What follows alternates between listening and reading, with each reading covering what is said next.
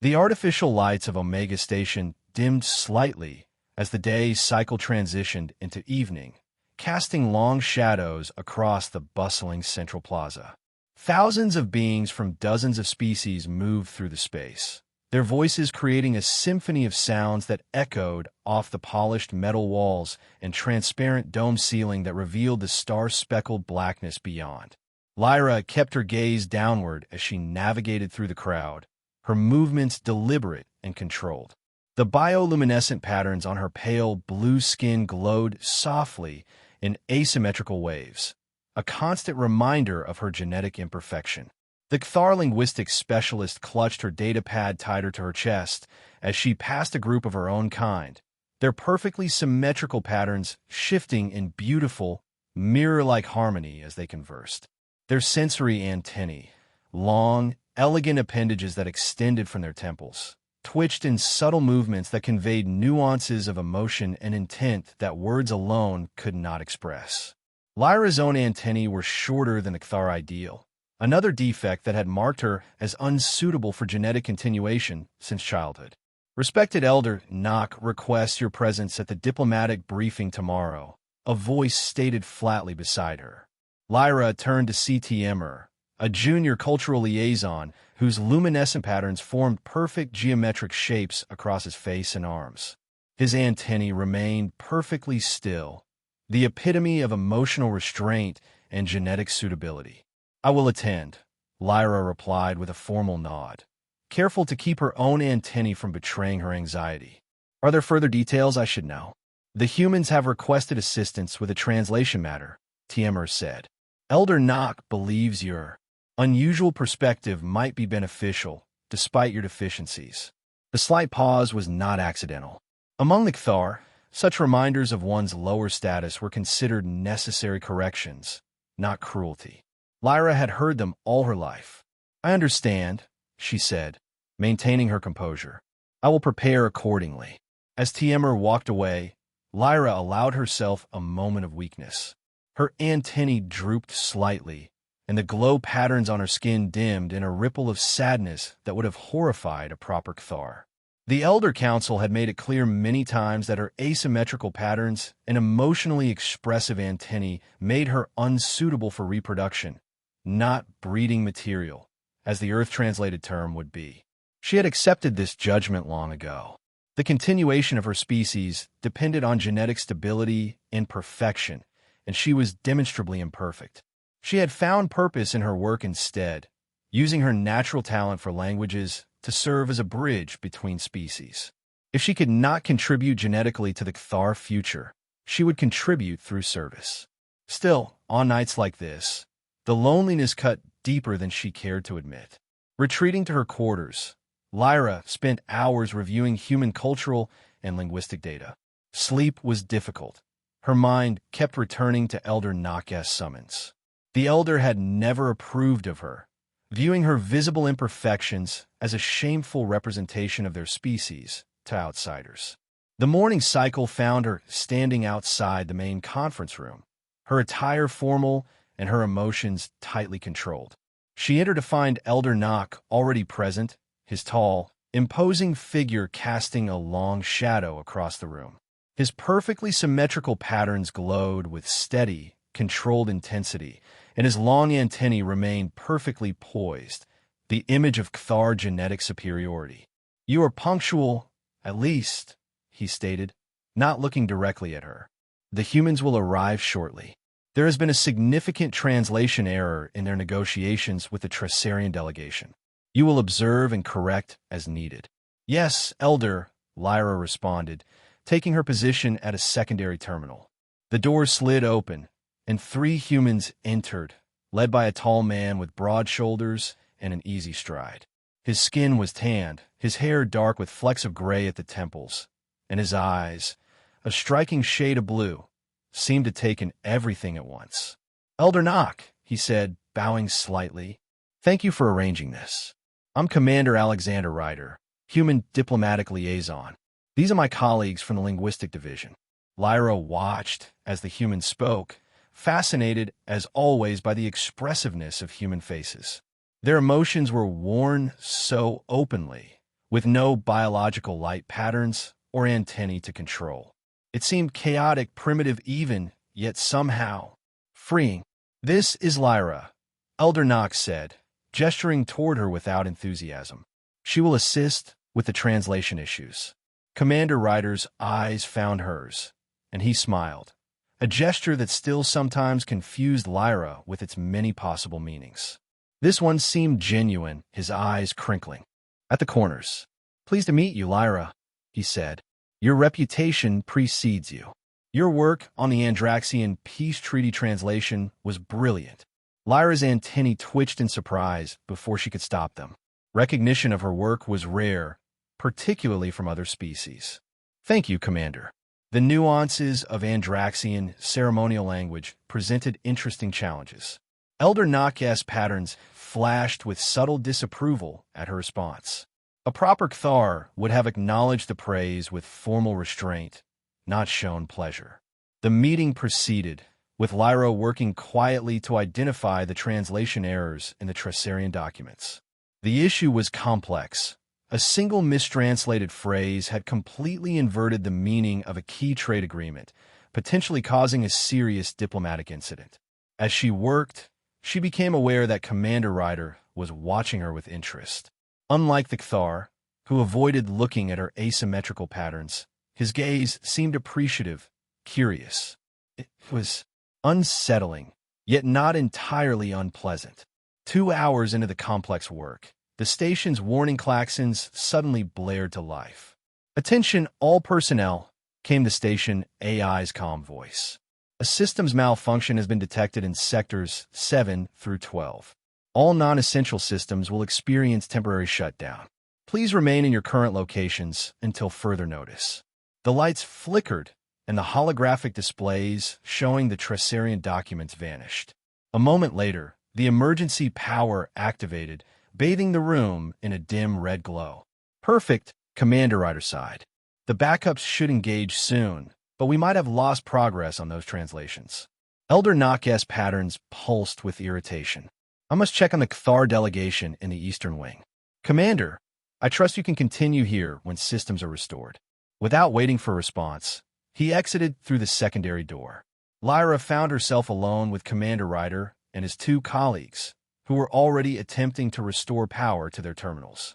"Looks like the main data core is offline," one of them reported. "We'll head to the central hub and see if we can retrieve the cache files." As they left, Ryder turned to Lyra. "Well, looks like it's just us for now. Mind if I ask you something while we wait?" Lyra nodded cautiously. "Of course, Commander." "Alex," he corrected with another smile. "We're stuck in a power outage together. I think we can drop the formalities." "Alex," she amended, the informal address feeling strange on her tone. "I've always been fascinated by Cthar bioluminescence," he said, moving to sit across from her. In the dim red emergency lighting, the patterns on her skin stood out more vividly against the darkness, particularly the way yours shifts and changes when you're concentrating. It's like watching thoughts form in real time. Lyra's antennae stiffened in shock. No one had ever commented on her patterns in a positive way before. That is a manifestation of my genetic defect," she stated, repeating what she had been told countless times. "Proper Cthar patterns maintain symmetry and controlled variation." Alex raised an eyebrow. "A defect? That seems like a harsh term for something so beautiful." "Beautiful?" The word escaped before she could stop it, her antennae curving forward in a clear display of emotional response. "Absolutely," he said without hesitation. "The way they flow asymmetrically creates these fascinating cascades of light. It's like watching a nebula form, much more interesting than the geometric patterns the others display." Lyra felt a strange sensation spreading through her, a warmth that had nothing to do with the station's environmental controls. No one had ever described her patterns as beautiful before. Defective, unsuitable, unstable. These were the words she had grown up hearing. "And the way your antennae move," Alex continued, seemingly unaware of her inner turmoil, "they're so expressive. You can actually see the moment an idea clicks into place. The others seem so restrained in comparison." Emotional restraint is highly valued in Cthar society, Lyra explained automatically. My antennae are considered too responsive, too revealing of inner states. Alex's eyes met hers directly, something the Kthar rarely did. From a human perspective, that's not a weakness, it's authenticity. Being real. We spend years learning to read subtle facial cues because our emotions don't literally light up our skin. What you do naturally, we have to work at. Something about his words, or perhaps the straightforward way he delivered them, bypassed years of conditioned self-criticism. For the first time, Lyra considered the possibility that what made her unsuitable among her own kind might be viewed differently through another lens. Before she could respond, the lights flickered and came back to full power. The holographic displays reactivated, and the translation documents reappeared. Perfect timing, Alex said, turning back to the work, but not before giving her another smile, one that seemed to hold a new layer of meaning she couldn't quite decipher. As they returned to the translation work, Lyra found her thoughts repeatedly drifting back to his words. Beautiful, authentic, not defective at all, but simply different and perhaps valuable in its own way. It was a dangerous thought, one that contradicted everything she had been taught about her place in Kthar society. Yet she couldn't dismiss it entirely. Like a seed planted in fertile soil, it had taken root in her mind. The days that followed brought unexpected changes to Lyra's carefully ordered routine. Commander Alex Ryder seemed to appear wherever she was assigned, requesting her specifically for translation assistance, seeking her input on cultural matters, or simply stopping to chat when their paths crossed in the station's common areas. At first, she maintained her professional distance, assuming his interest was purely diplomatic. The Kthar were valuable allies to humanity, and cultivating good relations with all station personnel would be part of his duties. But there was something in the way his eyes lingered on her, in the thoughtfulness of his questions, that suggested a more personal interest. A week after their first meeting, he approached her in the station's arboretum, a vast chamber filled with plants from dozens of worlds, designed to provide psychological comfort to the station's diverse inhabitants. "I thought I might find you here," he said, joining her beside a display of phosphorescent Centaurian night flowers that glowed with patterns reminiscent of Kthar's skin. "These reminded me of you." "They are comforting," Lyra admitted. "Their asymmetry is considered beautiful, unlike mine." Alex studied her for a moment. "May I ask you something personal, Lyra? Why do you accept their judgment of you? The Kthar, I mean." The question startled her. No one had ever asked her that before, not even herself. Acceptance of one's genetic status was simply expected. "It is not a matter of acceptance," she explained carefully. "It is biological fact. My patterns lack symmetry, my antennae are shorter than standard, and my emotional responses are too visible. These traits would introduce instability into the genetic line." "So, it's about reproduction?" Alex asked, direct as always. "Because your patterns aren't symmetrical, you're not considered?" "What? Marriage material?" "Breeding material," Lyra corrected, using the clinical term. "And yes, essentially, Kthar mates selectively for genetic optimization. My traits are considered destabilizing." "That seems incredibly limiting," Alex said, his expression thoughtful. "Humans tried genetic selection in our past. It rarely ended well. We discovered that genetic diversity, including traits that might initially seem disadvantageous, often provides evolutionary advantages in changing conditions. Kthar evolutionary theory prioritizes stability and predictability," Lyra countered, though she found herself wanting him to continue his argument. Alex gestured to the Centaurian flowers. "Like these. They're asymmetrical because they evolved to maximize light absorption from 3 different suns. The asymmetry isn't random, it's specialized. Have you ever considered that your patterns might be specialized rather than defective?" The idea was so radical that Lyra's antennae curled in shock, drawing a smile from Alex. "See? Those antennae of yours communicate more in one movement than some diplomats manage in an hour of talking. How is that not an evolutionary advantage in a communication specialist?" He stepped closer, his voice softening. "In your patterns, they're not just beautiful, they're responsive. They shift with your thoughts, create complex cascades that reflect your internal processes. If I were a Kthar looking for a mate, I'd see that as a sign of exceptional neural complexity, not a defect. Lyra felt that strange warmth spreading through her again, stronger this time. Her patterns responded involuntarily, creating a ripple of iridescent blue that flowed across her skin. To her surprise, Alex's eyes widened in what appeared to be appreciation, not disgust. "That," he said softly, "is absolutely fascinating. Does that happen often?" "No," she admitted. "I usually maintain better control." "Please don't." "Not on my account," he said. "I find it beautiful." There was that word again. Beautiful. Not defective or unstable or unsuitable. Beautiful. As they walked together through the arboretum, continuing their conversation about evolutionary theory and cultural differences, Lyra experienced something she hadn't felt since childhood, a loosening of the tight restraint she kept on her emotions and their physical manifestations. Her patterns flowed more freely, shifting with her thoughts and feelings, and her antennae moved in natural response to their conversation. And remarkably, Alex seemed to appreciate these expressions.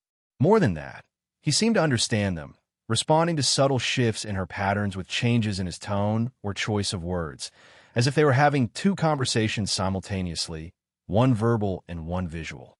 When they parted ways hours later, Lyra realized something had fundamentally shifted between them. What had begun as professional courtesy had transformed into something far more personal and potentially dangerous. Humans and Kthar had diplomatic relations, of course, but close personal connections between the species were uncommon, discouraged by the Kthar elders who feared cultural contamination. Yet she couldn't deny the growing connection between them, nor did she want to. For the first time in her life, she felt seen, truly seen, not for what she lacked, but for what she was. The following weeks saw their friendship deepen. Alex sought her company whenever his duties allowed, and Lyra found herself looking forward to their conversations with an eagerness that would have horrified her fellow Kthar. They discussed philosophy, art, linguistic theory, and the subtle differences in how their species perceive the universe. One evening, as they stood before the station's vast observation window, watching a distant nebula spread its colorful gases across the void, something extraordinary happened. "It reminds me of your patterns," Alex said, his voice low. "The way the colors blend and shift, creating something unique with each passing moment." As he spoke, Lyra felt a strange sensation, a warmth that seemed to emanate not from within her, but from the space between them. Her patterns brightened and shifted, rippling across her skin in waves of blue and silver. Alex gasped softly. "Your patterns? They're doing something new." Lyra looked down at her arms, surprised to see her bioluminescence pulsing in an unfamiliar rhythm. Steady, strong, almost like a heartbeat, Alex whispered, placing a hand over his chest. "They're matching my heartbeat." Their eyes met, and in that moment, something impossible happened. A sensation of connection, of awareness extending beyond her physical form, washed over Lyra. For just an instant, she could feel Alex's amazement, his curiosity, his affection, not as concepts, but as direct experiences, as if they were her own emotions. From Alex's wide-eyed expression, she knew he had felt something too. "What was that?" he asked, his voice barely audible. "I don't know," Lyra replied honestly, her antennae quivering. "It's not. It shouldn't be possible." They stood in silence for several moments, both processing what had just occurred. It was Alex who finally spoke. "Whatever it was," he said carefully, "I'm not afraid of it. Are you?" The question made Lyra realize that what she felt wasn't fear. It was wonder, curiosity, and something deeper that she wasn't ready to name. "No," she answered. "Not afraid, but confused. This is outside any Kthar experience I know of." "Then we'll figure out together," Alex said, gently taking her hand in his, their first physical contact. The touch sent another wave of that strange connection between them, weaker but unmistakable. Neither of them noticed Elder Nock watching from the shadowed entrance to the observation deck, his patterns flashing with alarm and anger. The summons came the next morning. a formal command for Lyra to appear before Elder Nock immediately.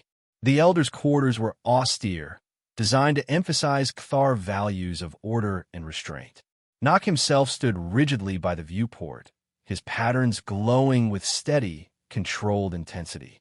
"You have formed an inappropriate attachment to the human, Commander Ryder," he stated without preamble. "This must end." Lyra felt a chill run through her. "Elder Commander Ryder and I have a professional relationship with elements of personal friendship, as is common on this station between. Do not attempt deception." Nock interrupted, his antennae rigid with displeasure. "You were observed experiencing a bioenergetic resonance with the human. Such connections are forbidden." The realization that their moment at the viewport had been witnessed sent Lyra's patterns into a chaotic swirl of anxiety before she could control them. The display only seemed to confirm Nock's concerns. "You see," he said, gesturing to her skin, "your control deteriorates. This human influence weakens you further." "What exactly did you observe, Elder?" Lyra asked, fighting to keep her voice steady. "A synchronization of your defective patterns with the human's biological rhythms, followed by a momentary aura of shared bioenergetic fields. It is a phenomenon documented in ancient texts, a dangerous aberration that was eliminated from our genetic line centuries ago." Lyra's scientific mind latched onto this. Information. Eliminated? Then this has occurred before between Cthar and humans. "Not with humans specifically," Nock said, his tone dismissive. "But aberrant connections between Cthar and other sentients were once more common, before we understood the importance of genetic purity. Such connections were deemed destabilizing to our society and systematically bred out. Why would natural biological compatibility be considered dangerous?" Lyra pressed, her scientific curiosity momentarily overriding her deference. Nock's patterns flashed with warning. "Because such connections bypass the careful selection protocols that have kept our species stable for millennia. They introduce unpredictability, emotional contamination, and genetic chaos." His antennae angled forward sharply. "And because those who form such connections invariably begin to question the wisdom of our traditions." The implication was clear. Nock considered her questioning dangerous already. "I have consulted with the Cthar High Council," he continued. "You are to undergo purification treatment immediately.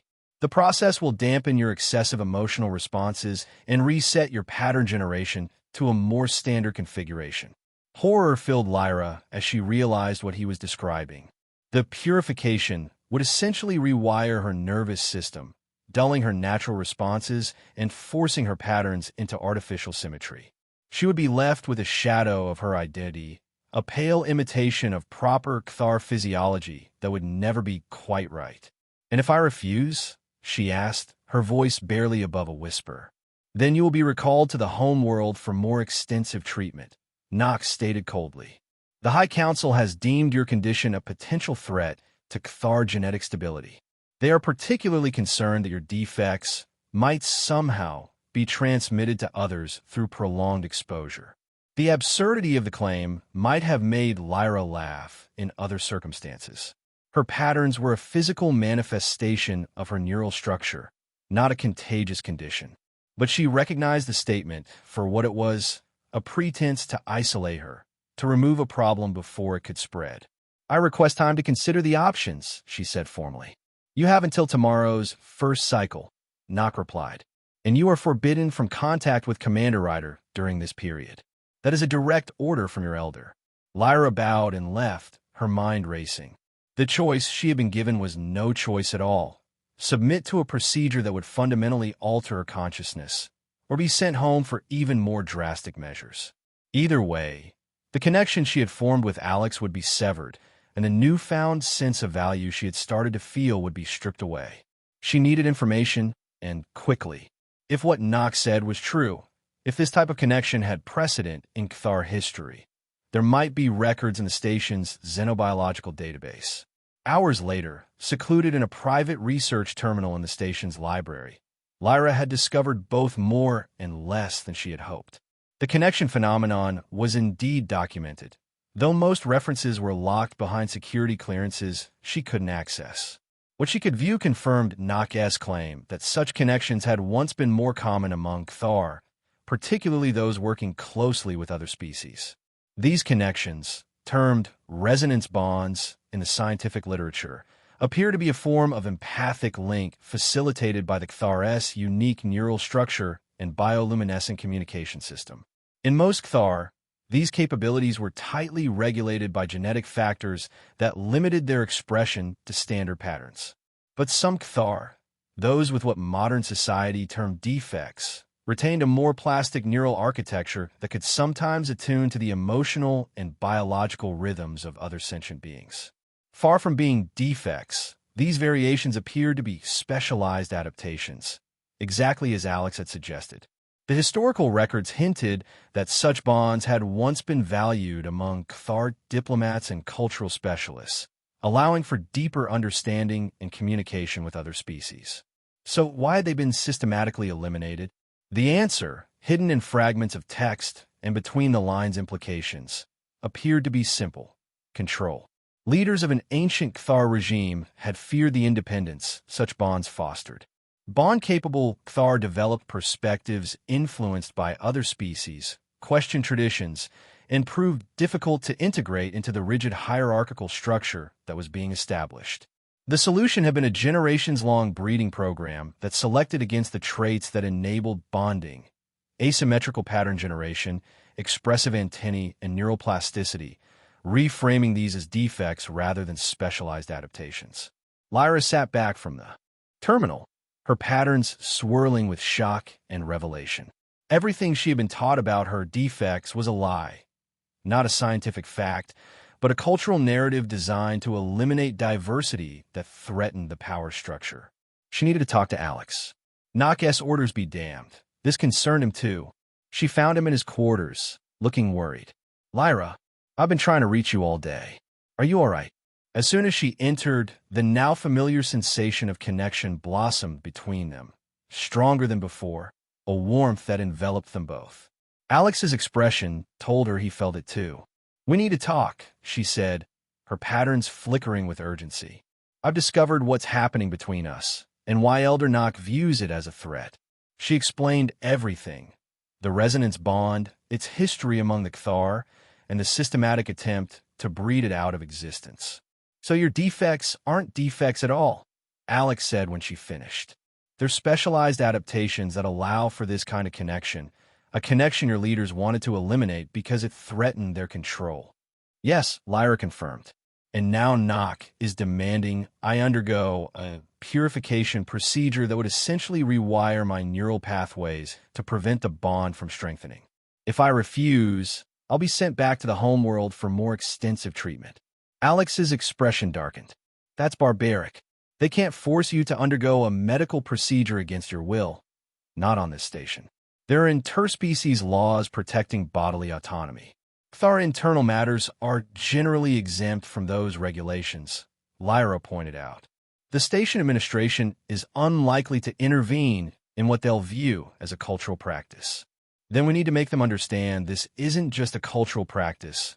It's a form of neurological reprogramming being forced on you to prevent something natural and beneficial," Alex said, beginning to pace.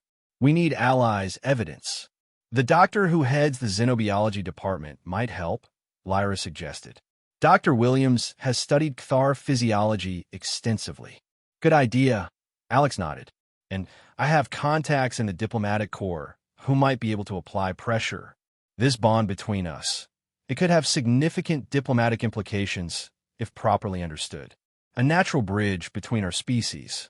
As they formulated their plan, the resonance between them seemed to strengthen, their thoughts and emotions flowing more easily across the invisible connection. Lyra found she could sense Alex's determination, his protective anger on her behalf, and underneath it all, a deep affection that made her patterns glow with responding emotion. "There's something else we should consider," she said softly. "If this bond continues to develop, Alex, there's no precedent for this between human and Cthar. We don't know what it might become." He took her hands in his, sending a wave of that now familiar warmth between them. Does that scare you? It should, she admitted. Everything I've been taught says this is dangerous, unpredictable. She looked up at him, her antennae curving forward with emotion she no longer tried to hide. But when I'm with you, I feel more myself than I ever have before. How can that be wrong? It isn't, he said simply, and I won't let them take that away from you, from us. The next morning, Lyra and Alex stood together outside the station's administrative chamber, waiting to present their case to the council that governed Omega Station. They had spent the night gathering evidence, consulting with sympathetic experts, including Dr. Williams, and preparing their arguments. The doors slid open to reveal Elder Nock already inside, along with several members of the Cathar delegation. His patterns flashed with controlled anger when he saw them together. This is a Cathar internal matter, he stated immediately as the council members took their seats. The human has no standing here. With respect, Elder, Alex countered, this involves both our species. The resonance bond forming between Specialist Lyra and myself represents a significant biological and diplomatic development that deserves proper scientific study, not suppression. The station administrator, a stern-faced woman named Admiral Chun, looked between them with narrowed eyes. We've reviewed the materials you submitted, Commander Ryder. Dr. Williams's preliminary findings are intriguing. However, we must respect the cultural autonomy of member species. This isn't about cultural autonomy, Alex insisted.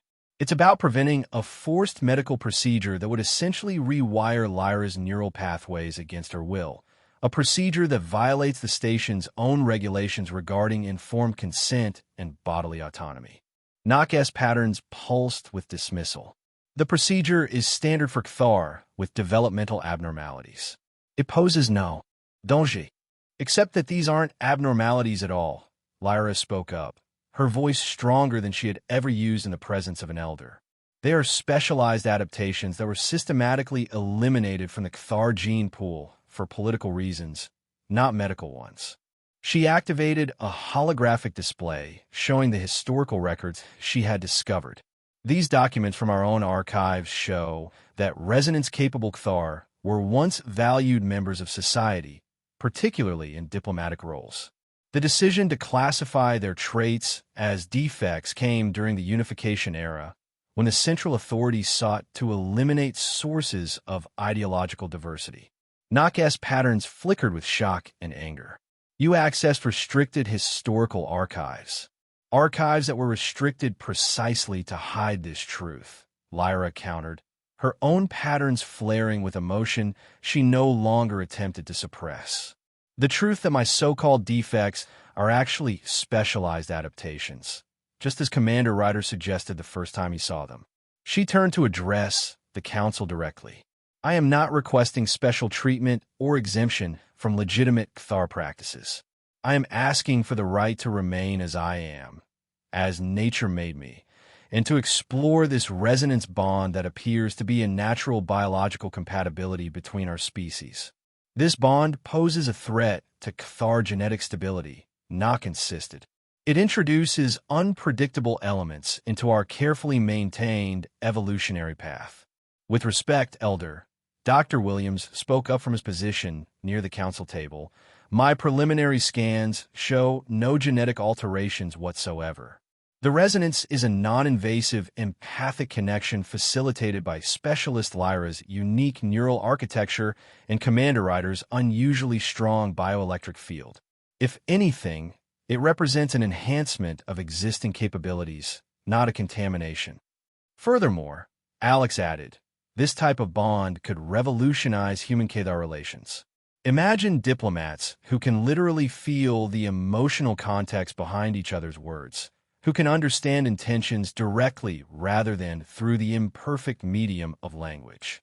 Admiral Chun looked thoughtful at this. The diplomatic implications are certainly worth considering. Nock must have sensed the council's shift, for his next words came sharp and desperate. The Cathar High Council has already ruled on this matter.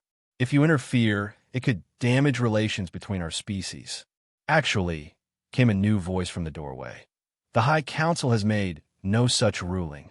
All eyes turned to see an elderly Cathar enter the chamber, his patterns flowing in complex, asymmetrical waves not unlike Lyra's own. Despite his advanced age, his bearing was regal, and his antennae, noticeably shorter than the Kthar ideal, moved with expressive grace. Ambassador Savor, Admiral Chun acknowledged with surprise. We weren't expecting the Kthar senior ambassador to involve himself in this matter. When it comes to the potential mistreatment of a remarkable young Kthar and the suppression of a significant scientific discovery, I consider it very much my business, Savor replied, his gaze fixing on Nock, whose patterns had dimmed with shock. Ambassador, Nock said stiffly, The High Council authorized you to investigate reports of unusual bioenergetic readings on the station, Savor interrupted. They did not authorize you to demand neurological reconfiguration of a Kthar citizen without full scientific evaluation of the phenomenon in question. He turned to Lyra, his expression softening.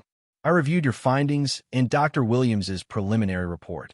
The resonance bond you've discovered appears to be consistent with capabilities documented in my own family line before such traits became unfashionable. Lyra stared at the ambassador in shock, suddenly seeing what had been obvious. His own patterns were asymmetrical, his antennae expressive. He was like her. Your resonance capable, she breathed. Indeed, Savor acknowledged, though I never formed a bond as significant as the one developing between you and Commander Ryder. In my youth, such traits were merely considered unusual, not defective. By the time the breeding restrictions were implemented, I was already established in the diplomatic corps, too valuable to correct. He addressed the council directly.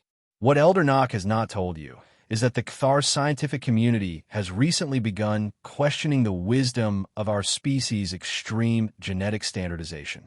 Several studies have indicated that we may have sacrificed important evolutionary adaptability in our pursuit of stability. The discovery of a natural resonance bond between a Kthar and a human could provide valuable insights for this research. Admiral Chun looked between Nock and Savor, clearly weighing the political implications. So what exactly are you proposing, Ambassador? I propose that Specialist Lyra and Commander Ryder be permitted to continue their association without interference, under the observation of Dr. Williams and a Kthar scientific team of my choosing, Savor replied. No purification procedure, no recall to the homeworld.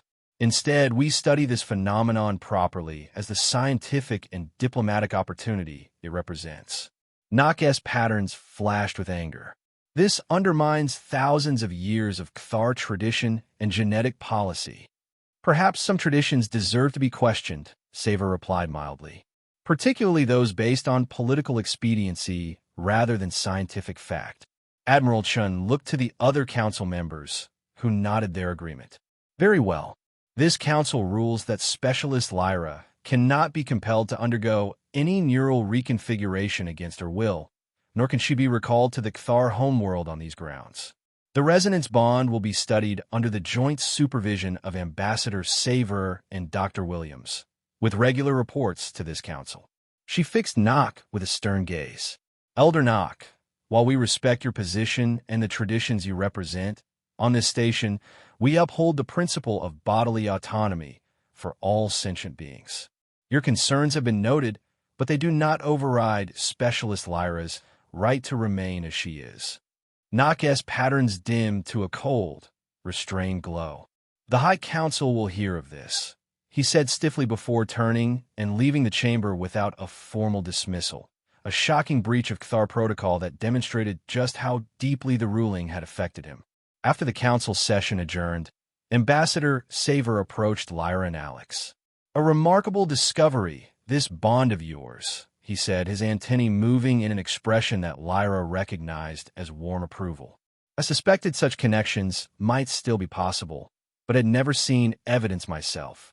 Ambassador, Lyra said, still processing the unexpected support, I don't know how to thank you.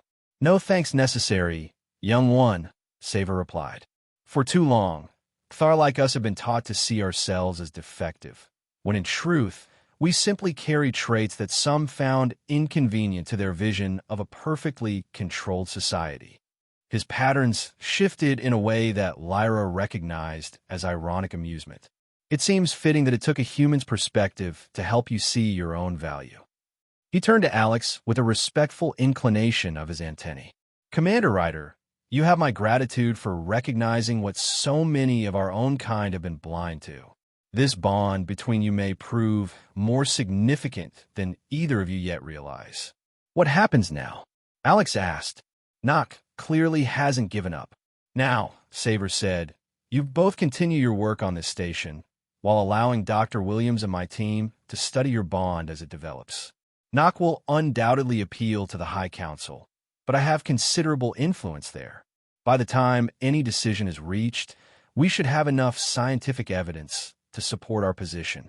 His expression grew more serious. I must warn you both, however, you are pioneers in this regard. A resonance bond between a Kthar and a human has never been documented. There may be unexpected developments. We understand, Lyra said, feeling Alex's agreement through their strengthening bond. We're prepared to face whatever comes. As Saver departed, Alex took Lyra's hand, sending that now familiar warmth cascading between them. So, he said with a small smile, not defective after all, just specialized. Lyra's patterns glowed with a joy she no longer tried to hide. A specialized adaptation. For connecting with you, apparently. Lucky me, Alex replied softly. In the months that followed, Lyra's life transformed in ways she could never have imagined. The resonance bond between her and Alex continued to develop under the careful observation of Dr. Williams and Ambassador Saver's scientific team. What had begun as occasional moments of emotional awareness became a steady connection, allowing them to sense each other's emotional states and even, occasionally, specific thoughts when in close proximity. More remarkable were the changes in Lyra herself. Free from the constant pressure to suppress her natural expressions, her patterns became more vibrant, more responsive, a true reflection of her inner state rather than a controlled facade. Her work as a linguistics specialist flourished as she incorporated her enhanced empathic abilities, allowing her to grasp nuances of alien communication that had previously eluded even the most sophisticated translation systems. News of the unusual bond spread throughout the station and beyond. Some Kthar reacted with predictable disapproval, avoiding Lyra in the corridors or speaking about her in hushed tones. But others, particularly younger Kthar or those who had themselves struggled with the rigid expectations of their society, approached her with cautious curiosity, asking questions about her experiences and the nature of the bond.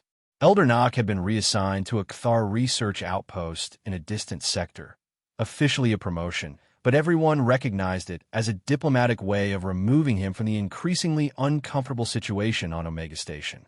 Ambassador Saver had effectively taken his place as the senior Kthar representative, bringing a more progressive approach to Kthar relations with other species. 6 months after the council hearing, Lyra and Alex stood together in the arboretum where they had first begun to truly connect. The Centaurian night flowers were in full bloom, their phosphorescent patterns glowing in the dimmed evening cycle lighting. I've been thinking, Alex said, gazing at the flowers, about what you told me that day, about not being breeding material because of your patterns. Lyra's antennae curved in amusement. Not one of my society's more elegant phrases when translated. Maybe not, Alex agreed with a smile. But I've been wondering, has anyone studied whether this resonance capability can be passed to offspring? The question sent a shock through Lyra that must have been visible in her patterns, for Alex immediately clarified. I'm not proposing anything, at least not yet, he said, a hint of color rising in his cheeks. I'm just curious about the science. The possibility of human Kthar offspring hasn't been raised, Lyra admitted. Our species are not believed to be genetically compatible in that way. But this bond wasn't believed possible either, Alex pointed out. And yet here we are. Here we are, Lyra agreed softly, her patterns glowing with affection that flowed freely through their bond. Alex took her hands in his, the physical contact enhancing the resonance between them. I don't know what the future holds for us, Lyra, but I do know that meeting you, Seeing you for who you truly are when no one else would has been the greatest gift of my life." Lyra felt the truth of his words through their connection, felt the depth of emotion behind them that transcended linguistic expression. Her antennae curved forward in the Cathar gesture of deepest intimacy as she allowed her patterns to synchronize completely with the rhythm of his heartbeat, no longer unconsciously, but as a deliberate expression of her feelings. "Do you remember what you said to me that first day?" she asked. "About my patterns being like watching thoughts form in real time." Alex nodded, his eyes tracing the shifting lights across her skin. "It was the first thing I noticed about you, how alive your patterns seemed compared to the others. No one had ever seen beauty in my difference before," Lyra said. "Everyone else saw only deviation from a standard, imperfection to be corrected. But you saw something valuable where I had been taught to see only failure." She raised a hand to touch his face gently, allowing the full strength of her emotions to flow through their connection. "You taught me to question what I had always accepted, to see myself through new eyes. Whatever comes next for us, whatever this bond becomes, I will always be grateful for that gift."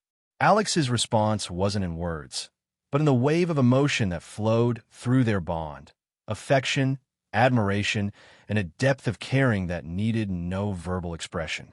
In that moment, surrounded by the glowing alien flowers that mirrored her own radiance, Lyra finally understood the truth that had eluded her all her life.